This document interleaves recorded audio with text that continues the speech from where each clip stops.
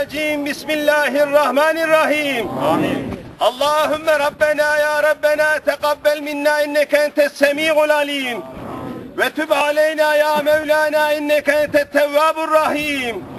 Vehdini vehdina ve veffikna ilel hakkı ve ila tariqin müstakim. Vafu anna ya Kerim.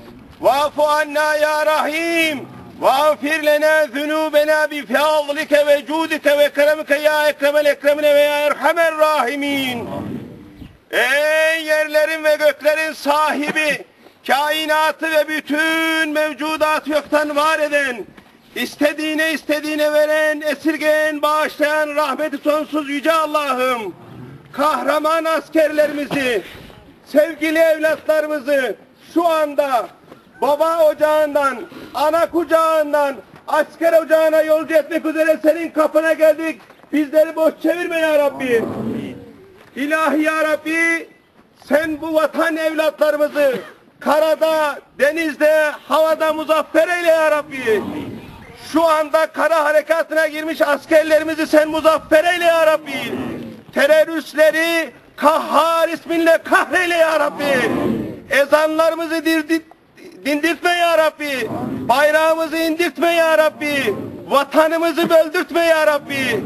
İlahi ya Rabbi, bu kahraman evlatlarımızı sağ salim, kazasız belasız asker ocağına ulaşmayı nasip eyle ya Rabbi.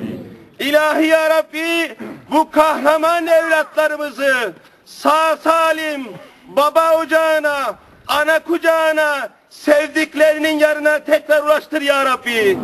İlahi ya Rabbi, hastalarımıza şifa, dertlilerimize deva, borçlularımıza edalar nasip eyle ya Rabbi.